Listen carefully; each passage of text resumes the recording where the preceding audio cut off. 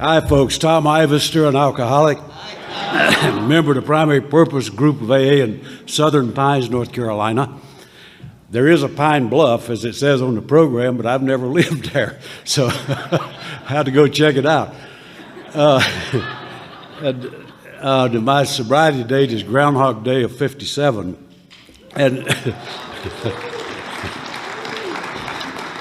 tell you, that's a lot longer than I ever meant to stay sober. I'll tell you that. I'm just continue to be amazed at that. I swear to God, this has been just a wonderful kind of a thing. I was so proud of my buddies that I just could just bust, and solid stuff, good across the board. And I swear I feel like a buzzard at an Eagles convention after listening to those guys. That's been something else. And they still got Sandy and Sharon. So shoot, man, we're just rolling. I'm the change of pace guy. You want to get somebody from the deep south to do the change of pace. At a minimum, I'll slow it down. And and with any luck, I'll dumb it down a little bit. And the other thing I like to do is sort of pick up on some stuff that my buddies were talking about in terms of real action in the program. And so those two things of unity and principles of, I don't know if I've ever talked about the principles of service, but what the heck, why not? Principles in everything that we do. I could just talk about traditions and concepts, and we'd be talking about the principles of service and principles of unity. But I'm not too much for just sort of haranguing about those things. I'm an experience guy. I really like to base everything in experience as much as I possibly can. I haven't experienced everything, but I'm working on it, and not too much left. So I'd like to talk about this whole issue of unity in the program, and I'll visit the tradition just to make the point. There's some of them that very specifically address unity. They all do. The traditions are about unity, about how to use principles in our relationships, no matter what they are. And I'll tell you, I found as much utility in the traditions as I have in the steps. And I've used them as much in my life as any other part of the program in every aspect of it. I used it in my professional life more than I ever used anything I learned in college. They've been wonderful principles to make organizations work where you're trying to get people to work together. And so I'm a great believer in tradition. I do like the idea of experience, though. And I'll visit these things and just share some experience that I think builds unity. That's kind of an important thing for me in terms of both unity and service, because borrowing from what the guys were talking about in the steps, that I'll just visit it this much and just say that I was a guy just like every other human being that was a product of my environment. And sometimes environments have positive results, sometimes they have negative. But everybody's influenced by their environment, of course. And I was. It's interesting to me that I grew up in the same home with my sister. Everything about it was the same except the result. She responded very well to the experiences of our lives and did well. Poor soul has never been in jail in her life. Okay. Something wrong with a red-blooded American who's never been to jail. Held a job for a disgustingly long period, my God. So, I mean, she's just a pure loser in terms of life and fun. Still lives in the same place that I grew up and hated from day one. Only time I get homesick is when I go home. And I get out of there real quick. And she grew up just great, amazing thing. But I, instead of responding and developing in keeping with my experiences, I reacted to them. And in turn, analyzed a lot of things that went on in our lives. And just one example, and I won't visit this too long, but my father deserted the family when I was 4 years old. And that was a no-brainer. I know the day he left, I remember, hazy to be sure, but I remember that wherever he was going, I knew he wasn't coming back. And if you had asked me about that any time during my formative years or early adult years or early years in AA, I would have just blown it off and said, no big deal. If you'd asked me about my dad, I'd have said there ain't none. But I would submit to you that when a father leaves a 4-year-old child, that is not without damage. And there's some real things that occur with that. A lot of things like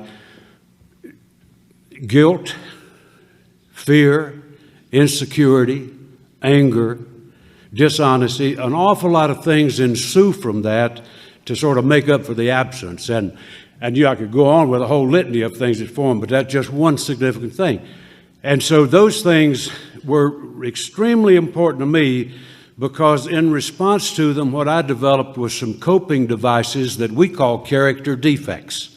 I developed some very handy kinds of techniques of dealing with life that became ingrained in me as a way of life. I became an inveterate liar. I didn't have to make up lies. I just spontaneously would spit out one on any occasion. And I put it in the past tense, but I tell you, that's still my basic reflex when I get into a tight situation. If somebody asks me a sudden question, I have never blurted out the truth in my life. It's not in me. I have to sort of work up to it and rehearse it. Lying is just second nature. It's like breathing. And so that's why it's defects of character. Well, and just a whole bunch of others. But why are those important? They have a great deal to do with getting to a point of feeling unity with a group of people. I grew up as a very isolated, very private, very stand back type of guy. I wouldn't mix it up with people. I would if I had the right mix of stuff in me. But by nature, I was not that way. So when I came into AA, I was not a natural joiner. And so there were a lot of things about the program that were extremely important, not only in the steps, but in the traditions, to help me get in so that I could be one of the players and be on the team. And so those are traditions that I value a great deal. The steps are fairly obvious in terms of starting to cut through and to get some of those things addressed, as my buddy talked about so well today with Clint with the 8th and 9th step. The very, very powerful healing forces in that. But then traditions are very important. And I'd just like to point out a couple of them. The first one, I think the first tradition, just like the first step, is the fundamental grounding of all of the program. Everything else builds out of that. All of the things of recovery build out of the ashes of defeat and surrender that's embodied in the first step. And the first tradition is the same function, that the recognition that our common welfare is paramount. That, no offense to the group in L.A., but it's important, fundamentally important. Michael told me to say that, and no, he didn't. But it's fundamental, that welfare is very, very important. Now, when I'm doing traditions, I like to personalize it. I find out that the traditions are far easier for me to understand if I look at them from a personal perspective. The bigger the issue to which I try to apply traditions, the more difficult it is to comprehend. But I can break it down, and I break it down in just sort of a real simple, down-to-earth kind of way. My welfare comes first. It really does. I had an old buddy that used to travel the Sawdust Trail and doing a lot of talking in AA. And I know that what he said was a rhetorical thing, and he didn't really mean it like it said, I don't think. Not sure. But he would say to the group, if one of us, you the group, or me the speaker, has to drink again, I hope it's me instead of you. And every time that guy said that, I thought, what is he smoking? I mean, come on, man. That's nice. And I know that it's in keeping with brothers.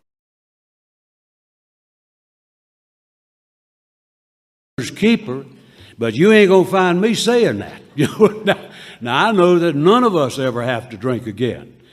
But if any of us do, I want to be the last dude standing. Now, that's just the cold-blooded facts of it. You know, my welfare comes first. And so what does that mean in terms of unity? I recognize that my group, my home group, is where I stake my life. I count on that group to be my ship in a stormy sea. And therefore, I take care of that group like a mother does a child. I take care of that group. I pay attention to that group because my welfare depends on that group. And what it breeds is a great deal of unity in terms of getting along. I'll give you a couple examples of things that I thought that since I'm a high-bottom drunk, I'd bring Perrier to drink tonight. See how many I can fool with that. A couple examples of that kind of get at common welfare. When some of you know, thanks to comments to some of my L.A. delegation, that I had some experience in the Grey Rock Hotel. And when I was finally drummed out of there, I went back to North Carolina, not at my behest, but at theirs. And I left the state of Michigan, went back to North Carolina, and went to what was to be my home group. And I swear to God, it was the worst meeting I'd ever been to in my life, ever. If we'd had a meeting that bad in jail, somebody would have got hurt. It just didn't happen. And that plain thing just pure sucked. And I thought, my God, what is this? You know, and I lived 20 miles from the big city of Charlotte. And I thought, man, I'm getting out of here. But I didn't want to come back to Mayberry anyway. And and so then I thought a disturbing thought occurred to me. I'm the second oldest member in that town. This was a long time ago, and AA was not exactly rocking and rolling there. And the only guy older than me was an old man. No offense to any of my dear friends, but that dude was over the hill. I'm pretty bad. But he was a wonderful old guy. I just loved him dearly, and he loved me dearly. And he was a fine man. He was the treasurer of the group and had been for 7 years. And I'll guarantee you he was a good treasurer. The biggest thing he would have done to violate trust would have been to slip money in, not take it out. And so he was a loyal guy. And so we got looking around, and we started trying to make some motions to get a group started there instead of just a gaggle of drunks. And so started working on it. And it doesn't take too much, you know. Just as soon as you show a little spark of leadership, if you're making sense, people will follow you. And so folks started to pay attention a little bit, started forming a group. And after a couple of months, now keep in mind the old man I'm talking about. This is the guy that took me to my first meeting the first day I had stepped into North Carolina. This is a man that took me to every meeting I attended because I had no driver's license. This was a man that loved me as much as his son. But what I'm going to talk to you about is common welfare. So we started to form the group, and we had probably the first election in the history of that gaggle. And it was a little more somber than the average AA election, but it had pretty much the same kind of ingredients that nominate somebody. Yeah, okay, close the nomination. So it sailed smoothly through chairman, secretary, and then it came to treasurer. Now the air was full of awareness of the attention for what we had to deal with. And it was obvious we needed to make a change in the treasury. Nobody in that group could have hurt the old man more than me with a nomination other than him. But that was the quietest AA meeting I have ever seen in my entire life when we called for nominations of treasury. I don't even think people were breathing. Well, I'm sitting there. And there come times, and if they haven't with you, they will.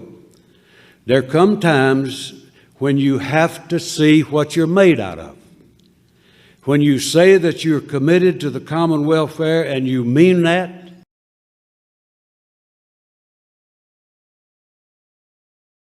you'll get a chance to prove it. And that's exactly what happened that night. I'm sitting there praying that somebody will nominate somebody. Well, somebody did, but it was me. And I nominated, and it passed, and we went on. I wish I could tell you that the old man got over it. He never did. It hurt him. It took away part of his identity. And but what he'd done over the years was he'd gotten possessive of the job. It's what happens when you don't rotate and when you have one person in the job forever. And so he got protective, and he got to a point where somebody would buy a package of cookies and say, well, Mr. Mack, those cookies cost $2. And he would say something like, boy, those cookies are sure getting expensive. Well, folks are sensitive, and they think he was telling you. So it was a loaded thing. And so when that thing happened, it just crushed that old boy. He didn't quit, he didn't get drunk, but he was never the same. But what happened, and it wasn't just him, but it was a thing of starting to operate with some principles to get unity where people are pulling together to get something done.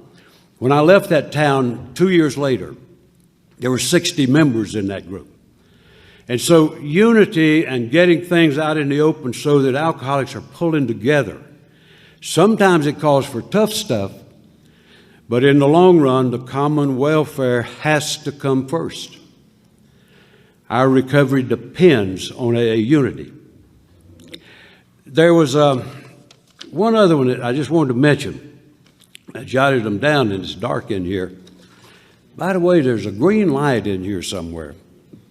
Every time the speakers got up today, you remember the Incredible Hunk? You know. I'd see this ripple of green go across people's faces, and I could just see that big money. Tough stuff. I bet my jacket even looks green.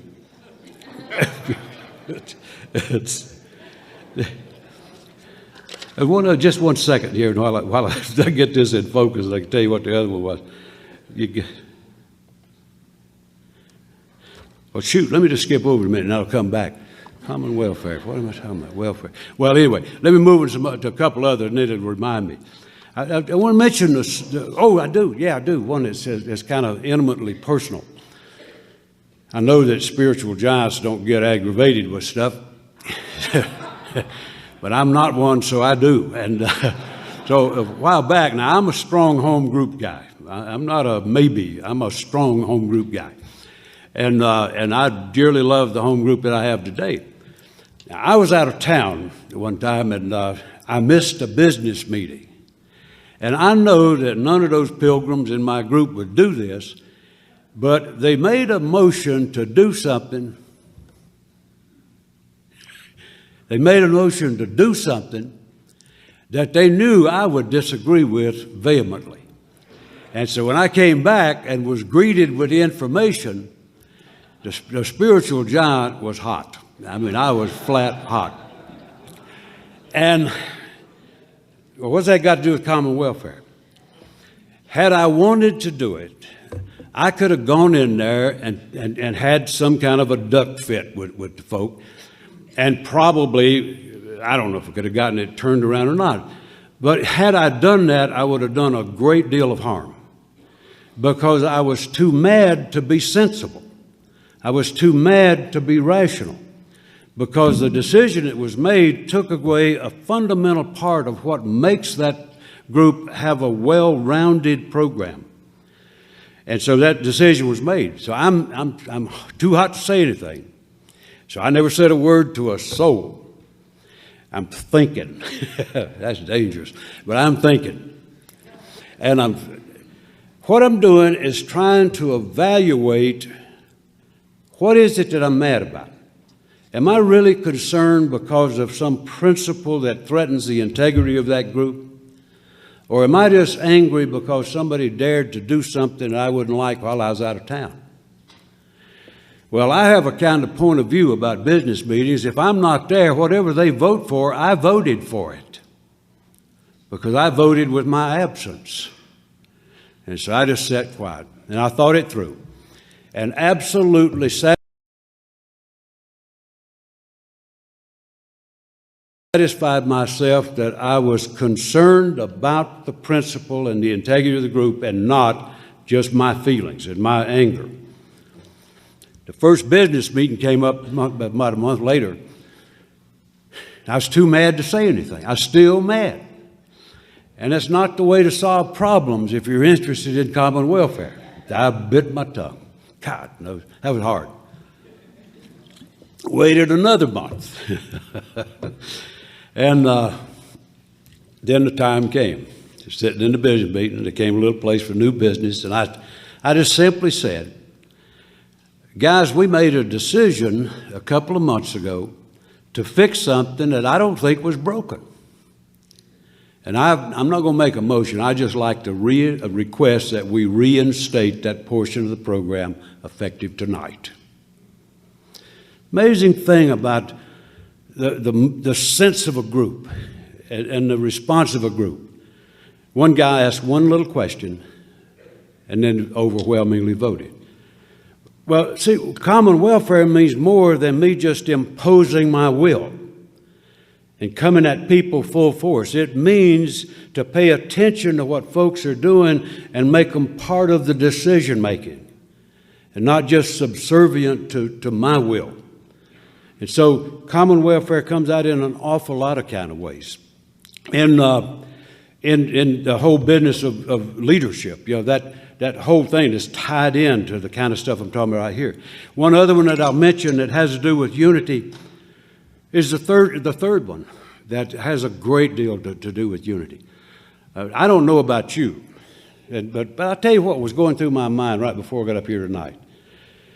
Wouldn't it be something if we could get to a point this weekend where every person in this room committed to go back to wherever you operate in AA and do something to make a difference in something you're concerned about? Wouldn't that be a wonderful thing? Wouldn't that be a powerful kind of a resource? And I'm going to invite you to one that you're part of, whether you want to be or not. And it has to do with third tradition. The third tradition simply says that, the short form is a little oversimplified. It says the only requirement is a desire to stop drinking. Long form says problem with alcoholism. So it's not wide open crapshoot on just anybody who's ever had a drink. It's for folks with a drinking problem. It's singleness of purpose. And if there's anything and I know most of my buddies here travel around the country a great deal, and probably run the same things I do. I rarely get out of the airport that subject doesn't come up. Man, we got a lot of trouble here with that. We've got whole sections of this country that have just given up any pretense of singleness of purpose. Make no pretense of it. Well, that troubles me. That troubles me a great deal. I got great friends who are drug addicts, but they're not members of Alcoholics Anonymous. I was sitting I sponsor a prison, and that's probably one of my strongest commitments. And so I was sitting there one night, and now a sponsor is not a visitor. A sponsor is a guide. And so it's more than just sort of sitting back and watching what happens. So I'm sitting there watching, and it was time for election of a chair. And so they opened it up, and they nominated a guy named Mike, who's a nice man. But he's a drug addict. He's not an alcoholic. He's not a member. And I was watching Mike when that nomination was made, and he just kind of dropped his head because he is a nice man. And he just didn't have the thing to say, no, I'm not going to do it. And it wasn't well defined. And so I spoke up, and I said, whoa, hold on, guys. You can't nominate Mike. Mike's not an alcoholic. He's a drug addict. And he's not a member of the group, for God's sakes. You can't do that. And so they just said, okay, fine, and then got somebody else. They got to the end of the meeting, and the chair, before he closed the meeting, said, Tom, a lot of guys are troubled about the kind of thing you addressed when we were doing the nominations and really don't understand. Would you elaborate a little bit on what you're saying?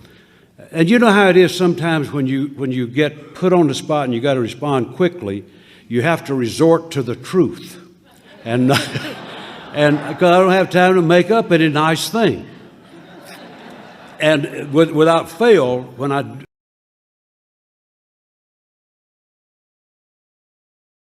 I reach into what I come out with is what I truly believe. And so I just responded almost automatically, and I said, I've never said this before. I never said it. I said, are you guys familiar with how AA started? And most everybody was nodding. And I said, all right, you remember what happened when the physician, who was still drunk, was visited by an out-of-luck stockbroker, and the stockbroker shared with him about his alcoholism and his recovery. And when he got through, the physician said, finally, somebody understands. Well, I think something momentous happened that day. You may or may not.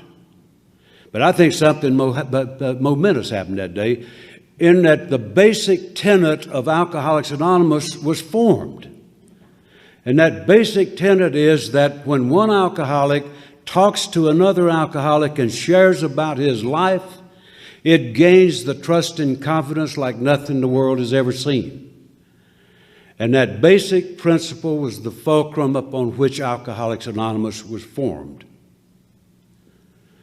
Now, I think what you and I have to look at, and I hope you will, that somewhere along the line we have got to deal with this rampant kind of ignoring of singleness of purpose. That tenet is right or it's wrong. And I think it's important for everybody in this room to think it through and form your own opinion about what you believe.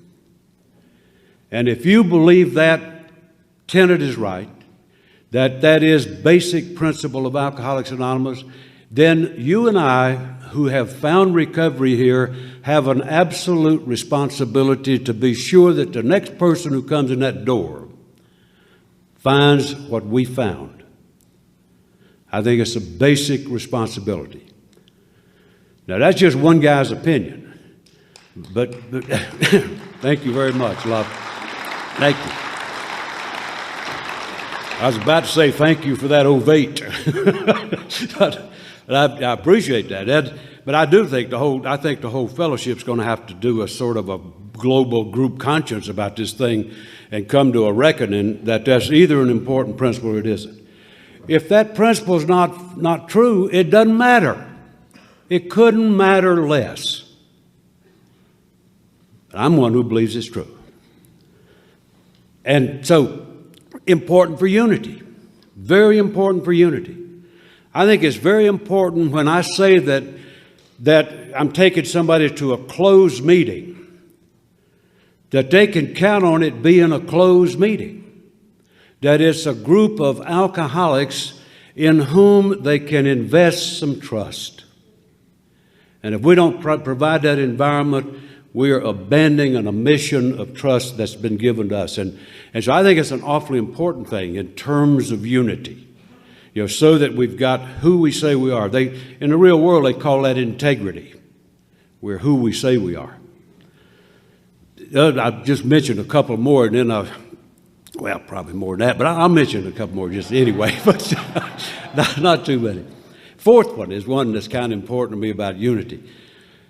And, unity is each group, my God, what's wrong with my memory? Each group is autonomous, should be autonomous, except in matters affecting other groups or AA as a whole.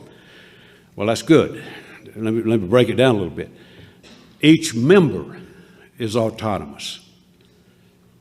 Practice AA any way you wish, provided it doesn't interfere with other members or the fellowship as a whole. I have the right to practice Alcoholics Anonymous any way I wish, and so do you, as long as I don't interfere with somebody else's opportunity to do it. I think there's a real responsibility that goes with that in terms of how I conduct myself in Alcoholics Anonymous. Now, I'm a pretty straight-up guy. I'm a pretty clean guy. And I'm not pretty clean. I'm very clean. I'm a very clean guy because I have no clue who's sitting here tonight. Somebody might have brought their mother to a meeting. This is open, I believe. Somebody might have brought their mother here. Somebody might have a child that's within earshot.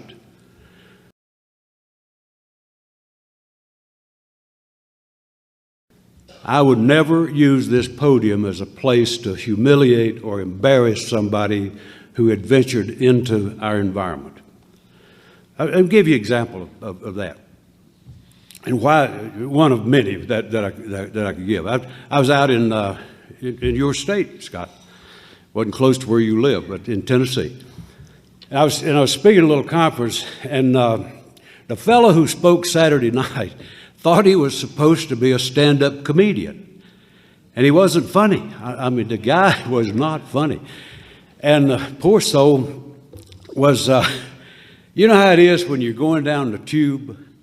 You paddle harder, you know, oh, geez, got to come out. And so the more he went down the tube, the harder he tried. And then the more gross and the more vulgar and the more obscene that he got, you know, trying to pull it out. And finally, after about an hour and a half, he gave up. And I was sitting right behind the lady who was the program chair. She's the one who invited all the speakers. And I'm kind of watching her squirm. And she had a guy sitting beside her that I assumed was her husband. And he was an interesting man. His neck looked like a thermometer, you know, but you could just see the red going up. And I tell you, that old boy's ears were glowing. And I said, I don't think he likes that much. And so after the guy finally gave up, thank God. And so he finally gave up, and so I was milling around, and I saw the gal that was the program chair. And I said, I don't believe your buddy enjoyed the meeting too much tonight. And she said, my God, Tom, you'll never know how humiliated I am. I've never been more embarrassed in my life. That was not her husband. That was her minister. At his first meeting of AA, to find out if this would be a good place to send lost souls. I'll guarantee you it was his last meeting of AA. And he wouldn't have sent anybody to AA. He'd have sent somebody to hell before he'd send them to AA. See what I'm talking about? You know, autonomy doesn't give me that kind of license. Autonomy gives me responsibility that I don't have the right to impose my values or lack thereof on other people. I've got a responsibility. Darrell may get run out of Vegas if I come in here and make a fool out of myself tonight. Don't come to North Carolina. You're too quick for us.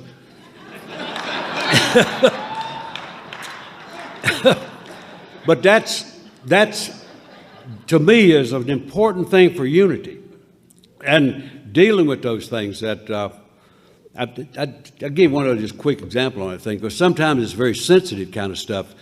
That we had a guy come in our group. I didn't really know what Tourette's was. Tourette's syndrome. I'd heard of it, but I'd never seen it really up close and personal. We had a guy come in our group, and he had a pretty bad case, I guess, because he would, during the meeting, he would sit about where Sandy is, right in front of the podium. And what he did was uncontrollable. I watched him when he would do it, and that guy was in anguish trying to keep from doing what he had to do. And so he would let out these anguished yowls, you know, and sometimes we'd forget to tell the speaker. And it's a little disconcerting when somebody goes into one of those things right in the, well, what do? I mean, you go throw the guy out of AA because he's got, it's a sensitive situation. And so we did a little group conscience on that. You know, some things call for more than just a huddle. They call for a group conscience, and that's prayerful consideration of an issue that jeopardizes our primary purpose. And so we did that, and decided it was a real problem, and that what we decided to do was to get him to sit unobtrusively in another part of the room, and I think we could have pulled it off. And they asked me and another fellow to be, naturally, since we were the ones who brought it up, that me and another fellow to be the ones to talk with him. And I don't know if God's just generous or what. It sure is with me. But the guy moved the next week. And we never had to say anything. But see, sometimes those things, now, we would have done it, but we'd have done it as lovingly as we were capable of doing. And so sometimes if you're interested in unity, it's more than just getting together and singing Kumbaya. You know, that sometimes you got to deal with the issues that trouble us. And you either deal with them or you ignore them. They're either important or they're not. And so a whole bunch. And then the fifth one, then I'm going to quit on that. No, I'll do one more after that. Fifth one is really the place that's the rallying point of all of Alcoholics Anonymous. Every group has but one primary purpose, including this group, including the International Convention, including every time we meet. It only has one primary purpose, and that's to carry its message to the alcoholic who still suffers. We may do it in a variety of different ways, but that's the purpose every time we meet, is to carry that message in some way, shape, or form. And it's the great rallying point. I personally have never seen a fight over the primary purpose. Never seen that.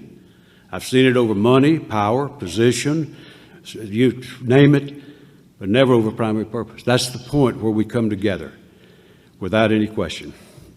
I'm going to share one little thing that a buddy here in the group tonight we shared together.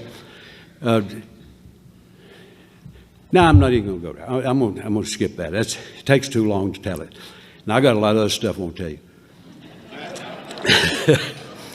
But anyway, I think you get the point that, you know, when it comes to unity, those traditions are such powerful, powerful instruments for giving the guidance and direction for dealing with really knotty problems, and enormously, enormously helpful. And it's like I said, I not only have, I do.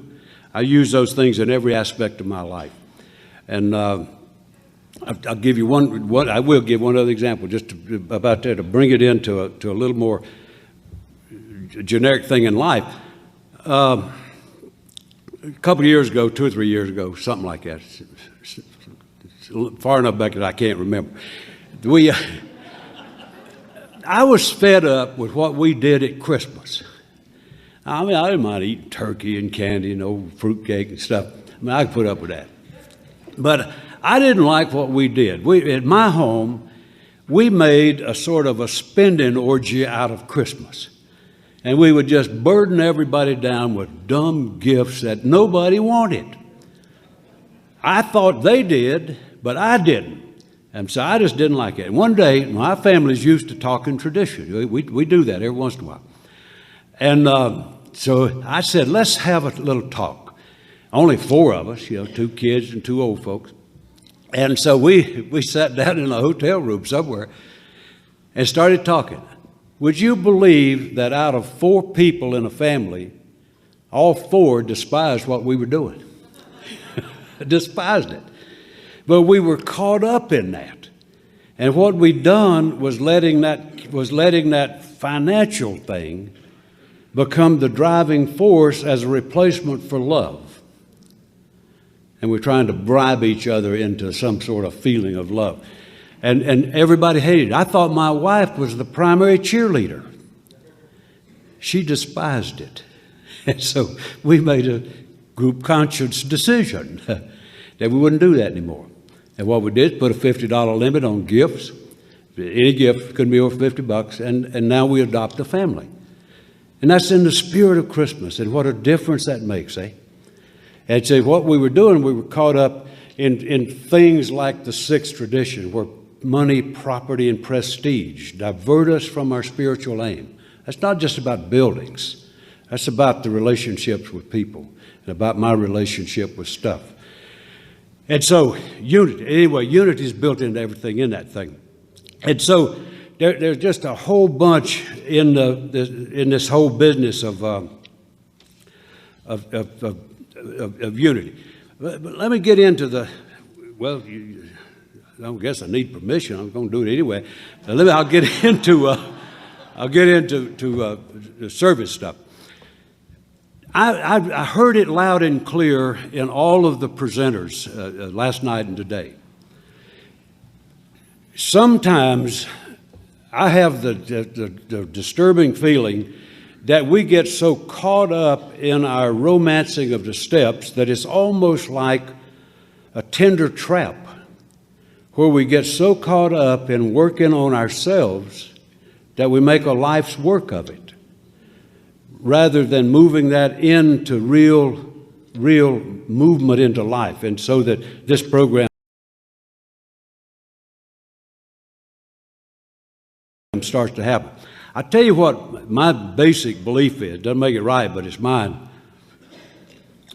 is I believe, and it may be selective reading, but I believe it anyway, that as we go through the steps, there comes a place, and everybody's hit at it a little bit, and it's the first time I've heard it dealt with so across the board, with this notion that the cadence of the march has to change a little bit if we follow the dictates of the program. And my belief is this, that, you can size it up a lot of different ways. I think the first three steps are basically what my buddy Clancy said. It's basically a foundation for springing a program of recovery. So a good, solid foundation. I know many people who have done no more than that and died sober. Good thing about AA is that there is no passing point where if you don't get that, you fail.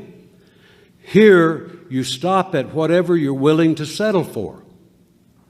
I know people who've done no steps who died sober. I knew a guy in Raleigh whose claim to fame was that he'd never read the big book. He would greet newcomers, and instead of saying, "Here's the coffee pot," say, "I never have read that book."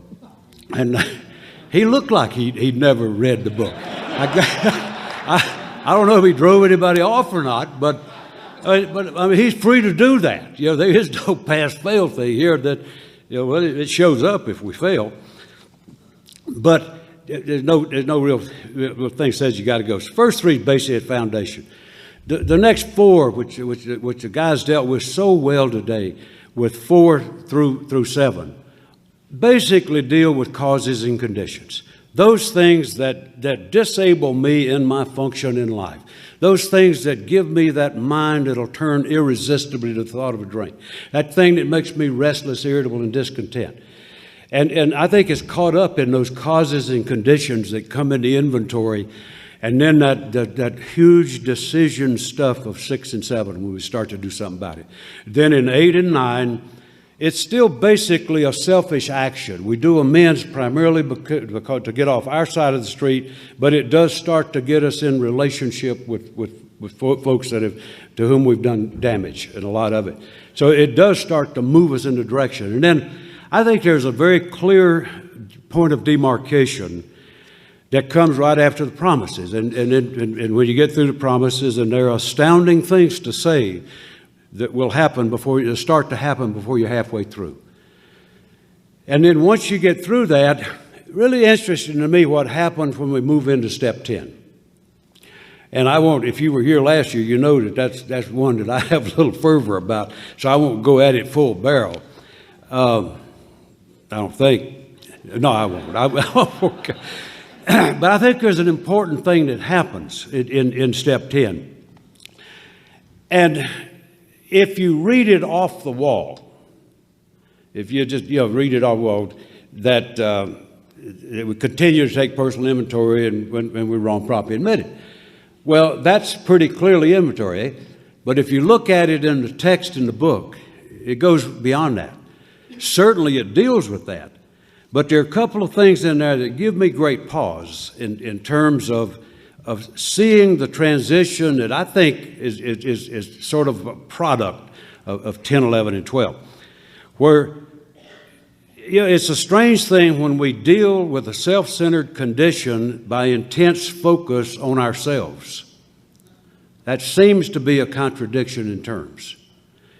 And so that's what we do up to this point. It's intensive focus on ourselves. And then at 10, everything from 10 forward has a focus on others. Everything. And so, what it says is, of course, we continue to take personal inventory. Of course, we tend to take out the things that we goof up on. What we're restored to is human. We don't transcend life. We just get restored to being human beings. And like any other, we're going to have good days, bad days, we're going to goof up. But the real spirit of the book, to me, is that we don't go into Freudian analysis just because we goof. I mean, that's just life. And we don't need to do some extensive inventory unless we're really bogged down in something. It says so many words that I can't see that, that when we goof and when we let these sort of defects get out of whack,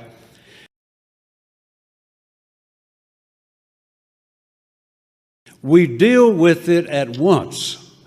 We discuss it with somebody, we take care of business, we apologize, we do whatever we need to do, and then what? And then we immediately turn our attention to someone we can help. And so the whole tempo starts to change from this excruciating examination of myself and a course of action to deal with it as occurred before. This is about real quick hitting. Take care of business and move on with life. And so it starts to do that. There's a little term in there that has come to mean a great deal to me. Where the heck is my watch? Oh, here it is. Somebody turned it over. There's a little line in there that has really impacted my thinking. That it says, what we've entered the world of the Spirit now. When we get through it, as promised, we've entered the world of the Spirit. Our function now is to grow in understanding and effectiveness. To grow in understanding and effectiveness. I don't think that means more focused inventory. I think it means in understanding the things around me where I do my work so that I can do it better. I'll give you an example of that. For a long time, I like many people, have been troubled with the revolving door of Alcoholics Anonymous. I swear to God, it looked to me like for a while that we were having more people come in the door than ever, and even more going out. I mean, it looked like just a musical chairs thing of coming in and out. And that troubles me, that when people come in here and get exposed, that they're not able to grab enough to get whole. And I'm worried about that, still do. But I got thinking, what on earth can I do about that? I started looking for stuff to do. Now, I've done stuff taking people through the steps about ever since I've been in AA. And I've done it Marine Corps style, do it in 3 months, do it, I mean, every way you can think I've done it. They all work. There's nothing that won't work for somebody, nor is there anything that'll work for everybody. But it'll all do something. But I never had found anything that I really felt like I could put my teeth in. And then I stumbled into something where a guy was doing some work taking folk through the book, intensive work in the book. And we were somewhere at a conference, and he was telling me about it, and I'm a pretty visual person. I said, show me what you're talking about. And we grabbed a few folks and sat them down in a hall in some chairs, and he said, here's what we do. And he opened up the book and started reading, and then he said, how do you identify or relate with that? Now, those were good questions. Not what do you think or what's your opinion or, how do you identify or relate? And the minute he said it, I saw what he was getting at. And so that made sense. I'd never seen anything like that done, but I thought, my God, it's not rocket science. All you're doing is reading the book, keep through things in mind. So I got a bunch of stout-hearted alcoholics that were hungry for something and did the first one that I've ever done. And a strange thing happened. And what I'm talking about is understanding and effective. It's not enough for me to demonize the person that comes to the door and say, well, he wasn't sincere. He didn't mean it. He's fresh meat when he comes in that door. It's my job to grab that sucker if I can get him.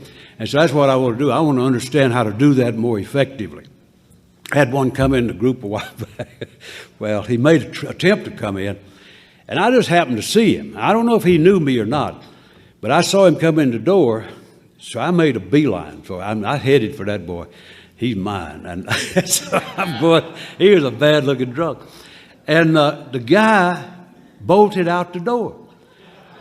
Well, I wasn't going to let him get away, so I went out after him. And I swear to God, it looked like the Keystone Cops. I'm out here chasing this fool. Well, one fool was chasing another fool around the bushes and all, and he got away. That sucker got away.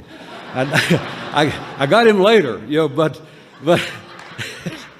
I mean, I think there's something, if he shows himself in here, that dude's ready for something whether he knows it or not. So I don't like to just demonize folks. I want to be sure. Instead of wasting time demonizing or analyzing that person, I want to be sure that I and anything that I can have any influence on gives that guy the best possible shot at recovery. And so that's what I did. I grabbed on that thing. I took 15 people through the book. It took forever. God, that's a laborious process. And amazing thing happened. When we got through, I'll tell you one miraculous thing. The first night, I didn't know who was coming. I didn't care. I didn't screen anybody. Just 15 stout-hearted souls. Got a few people I sponsored and said, bring anybody you want to. And somebody brought in a gal that I swear I just didn't like. I mean, I flat didn't like her. She was a really, really arrogant, intellectual, atheist gal, and I thought, oh, my God. But she came in the door, I said, man, I'm going to be fighting for the next year with this gal. And I thought, oh, boy, debating society. But, I mean, what are you going to do? It was an open door, and she came in. So she sat down. And for the first little while, she did about what I expected.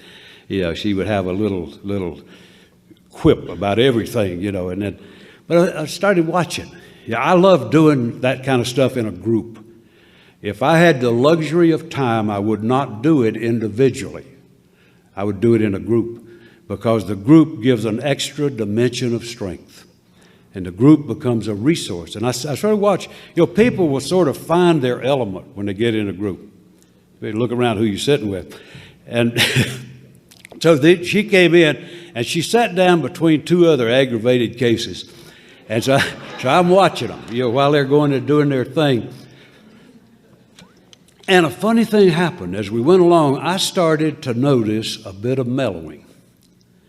And I thought, isn't this something? So we got up to the third step prayer, and it wasn't any matter of chance. I planned it that way. I planned it so we would end that night on the third step prayer. And I said, all right, we're going to close out tonight and do the third step prayer. And I'll give you three options. You can either join hands with us and we'll do it, or you can hold our hands while we do it, or you can step back and watch us do it.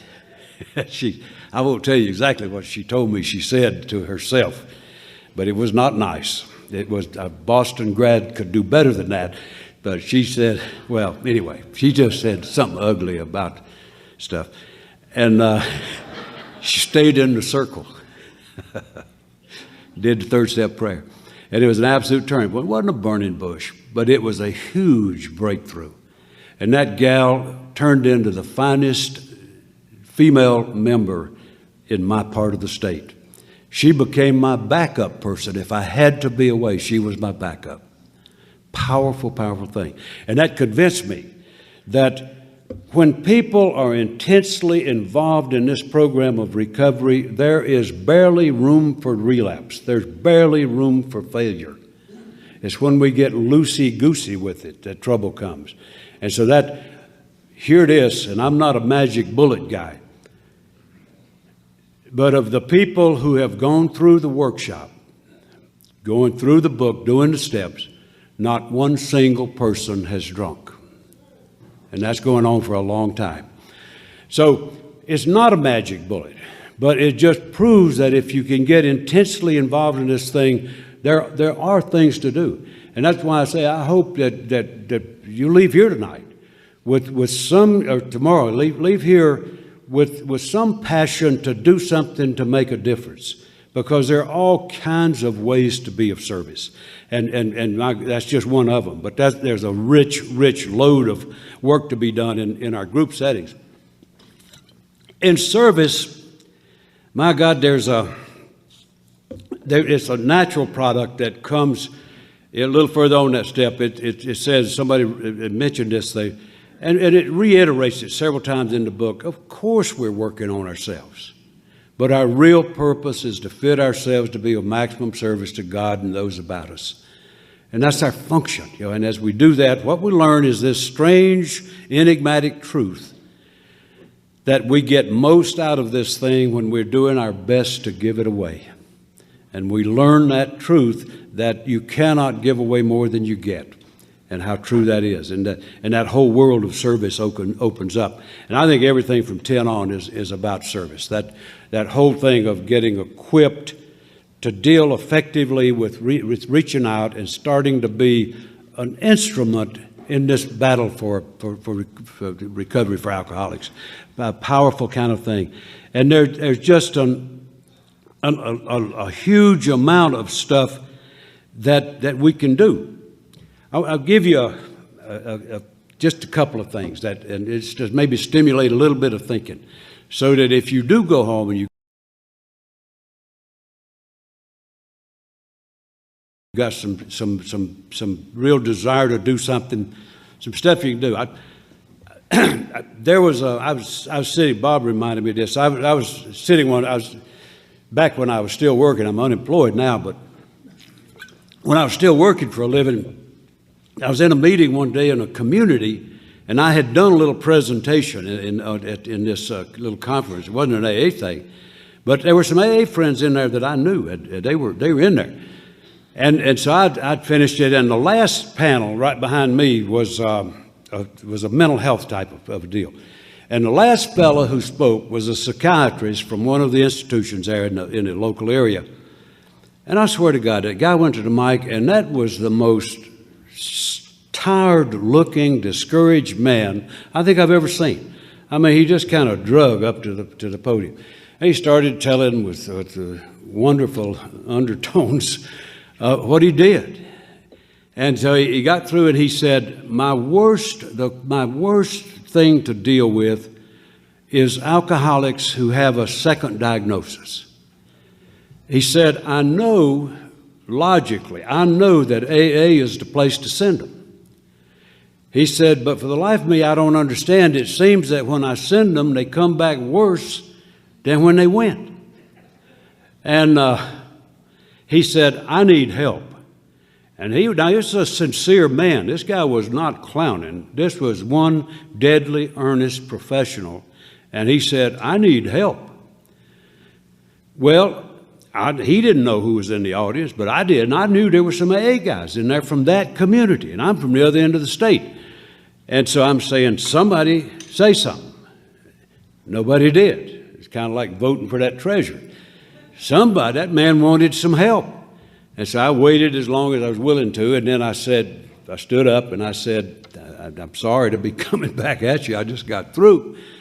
But I understand what you're talking about.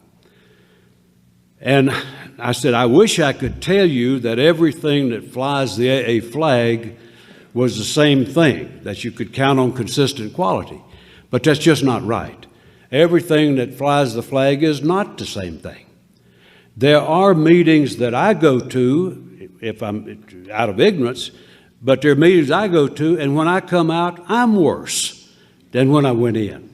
There are meetings that I come out and I feel like I need a meeting or a bath or something. And so I said, you got to understand that. And I said, I know you want help. But what I would suggest is not for you to make a big study of AA so you could do an assessment of where to send people, where not. I said, just get to know 2 or 3 people that you trust. And then when you've got somebody that's borderline schizoid or paranoid or scared to death or just barely hanging on, naturally there are meetings you don't want to send them. So call one of those people and tell them what you got and let them tell you where they can go safely. And see, that's just a very responsible thing. We call that CPC.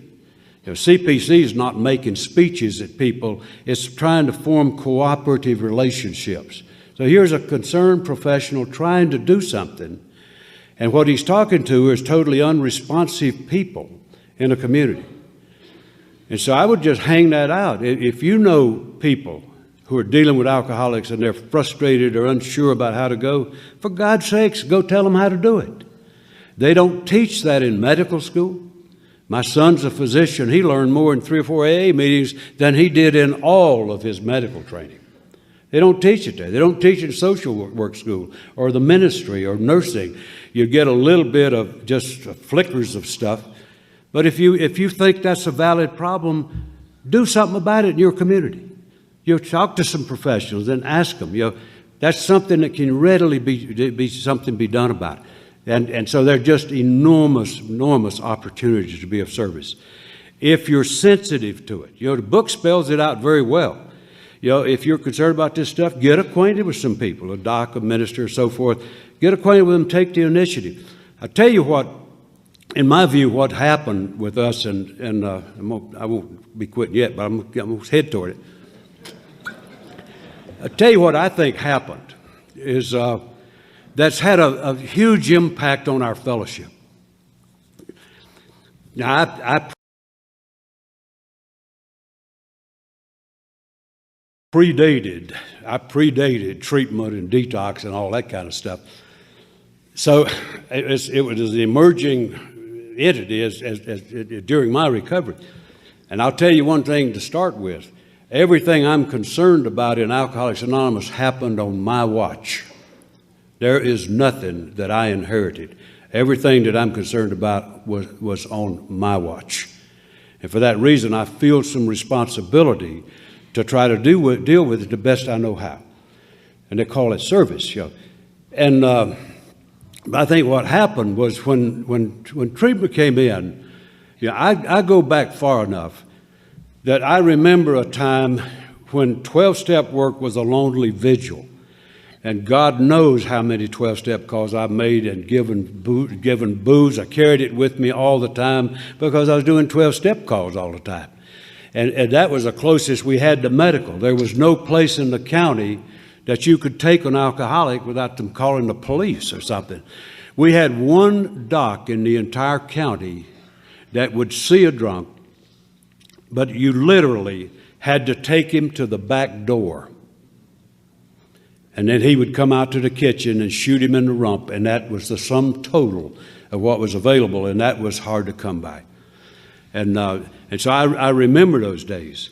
And I'll guarantee you when treatment started to emerge, and I saw dignified treatment of alcoholics in proper settings, God knows, I was thrilled. I was absolutely thrilled. That, man, I tell you, it's a whole lot better to welcome them off a van cleaned up and smelling good than have them throwing up on you at 3 o'clock in the morning. By the way, I'll tell you one of the finest ways I ever kicked off a CPC project. I was, one night I'd had a 12-step call, and this guy was one of the first high rollers I really had, and he was high rolling with everybody but his wife.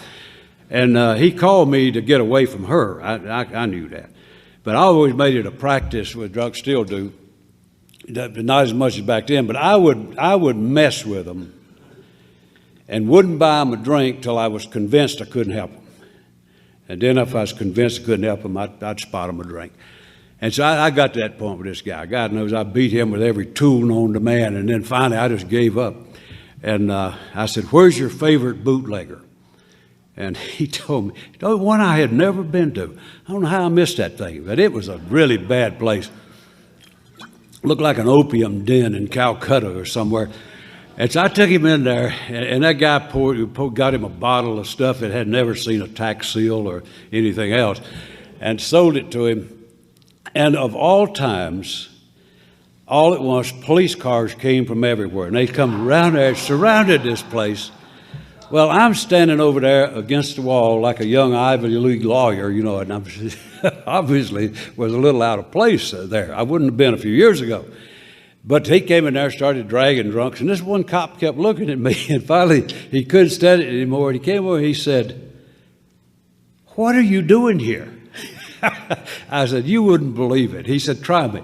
So I told him what I was doing. And I tell you, man, this CPC thing works. He gave me the drunk. He gave me the liquor, and it was as illegal as you can get. And from then on, he gave me hell. Every time they'd get a wild, crazy drunk in there tearing up the jail, I know who to call. I know who to call. Boy, that CPC was rolling in that town. And oh, God, wonderful days. Yeah, but I remember those days. And so, God, I was thankful to see that finally some dignity for this condition. And so I was a great fan of it. And what happened, I think, the way it looked to me, was that as treatment emerged, I don't think we did a good job of relating to its emergence. What I sensed going on in the fellowship was that, say, alcoholics were coming through this door. Well, when treatment emerged, they started coming through this door. But we didn't like that. So we kept watching that door. And when they didn't come in that door, we'd say, look at that, they're stealing our stuff. They're doing stuff for money that we do for nothing. And you started getting all kinds of little attitudes about that. And you started getting some kind of brittle relationships in AA. You started getting some defensive kinds of attitudes. There were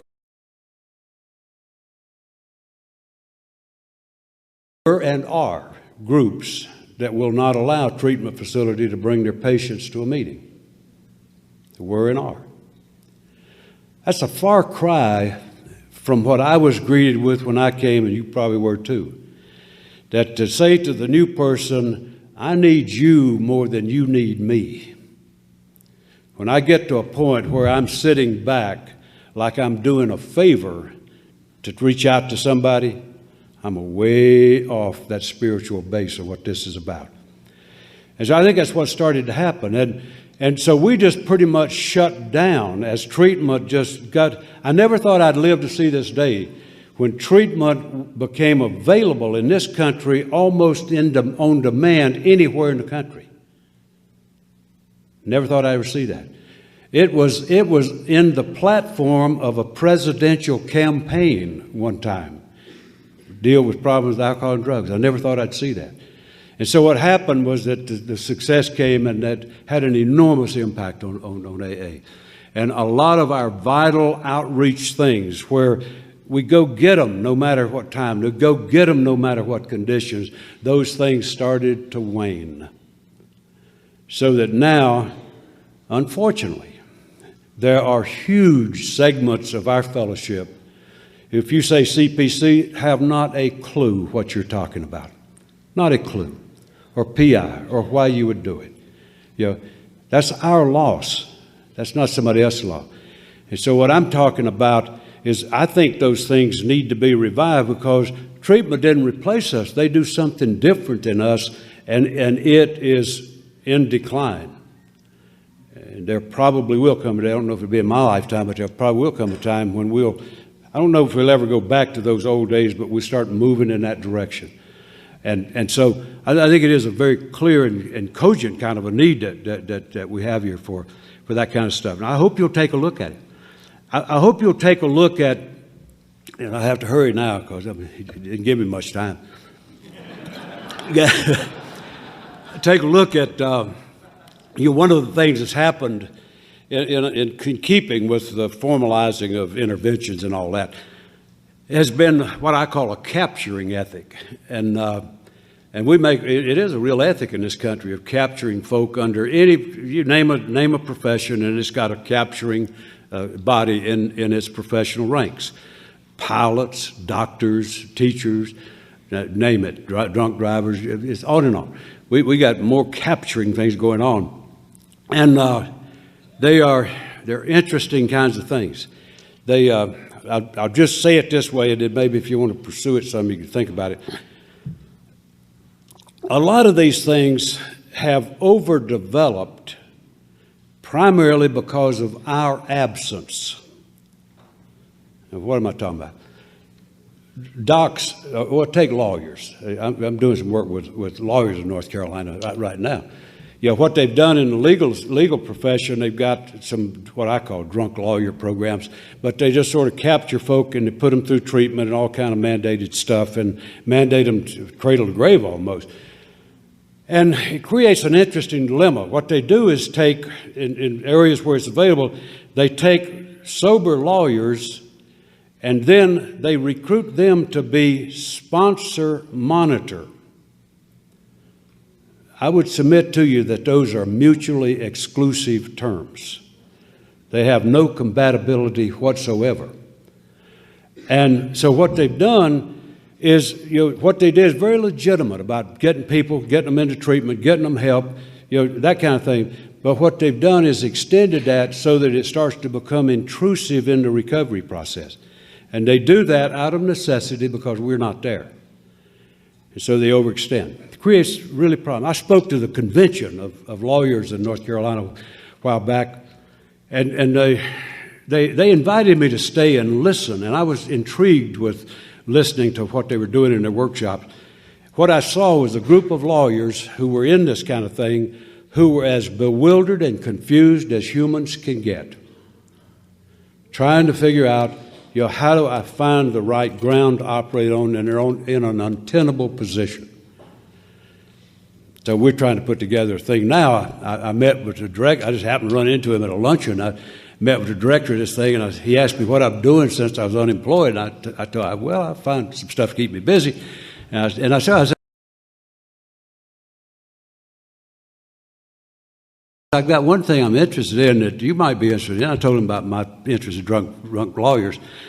And I said, do you get calls from people who are kind of lost in the process and don't know what to do? He said, my God, Tom, that's my day. That's all I do is answer the phone with people who are lost. And he said, what do you got in mind? I said, well, not much. I like to keep it simple. I'd like to get a table and put a bunch of you guys on one side and some of us guys on the other side, and let's talk about how we can cooperate. Cooperate means work together. That means join each other. We cooperate. And they capture them, do whatever they want to with them, and then have our tender mercies come in there. So that's what I'd like to do. The only thing that's holding us back right now, they're willing. They are raring to go. What holds us back is when you look at the stability of the fellowship and what that psychiatrist was talking about, when you start getting into an agreement like this with a profession across the state, you've got to have a resource base to respond to it. That's a challenge.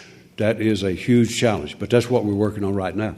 So there's just enormous kinds of ways to get involved, and some of that sounds complicated, but it's really not. We did a simple thing there. I won't elaborate on it, but if you want to know something about it, let me know. We did a little thing that I was bugged with court paper stuff. And I was talking with some guys here about it. And so we just took it on one time to see if we could eliminate that in our little jurisdiction, and we did. We came up with a plan. We met with the people, told them it was a problem. It didn't work. We reached an agreement. We have no paper whatsoever. We have a better solution. So people will work with us. We just got to take the initiative and reach out to them. I tell you, I think one I'll close up on is you never know what's going to happen. If you've got a heart to serve and you're willing to serve, you're going to be busy. I guarantee you that if you give it your best shot. And I got a call a while back from the General Service Office. And the guy, I knew him, and he said, Tom, we got a situation I think you might be able to help with. And I said, well, if I can. What is it? And he said, we've got this guy down in Kenya on the continent of Africa. We've got this guy down in Kenya who's interested in trying to get something going in the prisons in Kenya. And he said he wrote to us, and we sent him some material. He did, tell you, if you're in the service structure, you'll know how important this is. He did exactly what a staff member ought to do. That's what we employ those folks for. That's what we contribute money to do. They contacted him. He answered the call. He sent material that we bought out of our collections, sent material to this guy. And then he said, I'll put you in touch with somebody. And he was saying about folks he knew had an interest in penal stuff. So he called me. He said, would you be willing to talk with this guy? I said, well, I don't speak Swahili or whatever they've got down there, but I'll be glad to talk if he can speak Southern. And he said, oh, he's got great English. And so he put me in touch. And, thank God, 2 conferences ago, we talked about sponsorship, self-support, and service in a changing world. I don't know what we did with that of any moment, but it was a great agenda item because it is a changing world where you've got stuff that's capabilities, and they're both friend and enemy. If it weren't for the technological world, I would have been at a real loss how to deal with a fellow in Kenya. But it so happened this guy has far better English than me, and so we started to communicate. And so I've got the wonderful, thrilling opportunity to work with a guy to get a foothold in a nation that has nothing in that whole area. And what a wonderful opportunity. And it doesn't require any momentous work, you know. He's a wonderful guy, a very brilliant guy. And I got to check his history. But I said, tell me about your system. He said, well, write me some questions and it'll be easier for me. You'll be emailing back and forth. And so, no strange number, I wrote 12 questions. And he responded, and the usual stuff, you know, just, you know, how many prisoners you got, who runs them, where are they, do you have any money, you got support, do you have a resource base, you got people calling, is there transportation? Well, those answers didn't surprise me much. The family expenditure per day is less than $1 in Kenya for everything. So the answers to transportation is that what few people got cars can't afford gasoline or tires. And so, interesting challenge. And so I told him about, I said, you need to do a little bit of work with the officials of the institution, find out if they're interested in it, and do some informational stuff with them. And he said, okay. And he misunderstood just a little bit what I was talking about. He sent me a picture. Thank God for technology. He sent me a beautiful color picture of 600 African prisoners squatted on the ground, and my guy was standing up on a platform doing a presentation to these 600 guys. And he said, well, Tom, I've got them.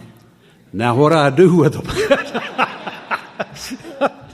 That's a great question. You know?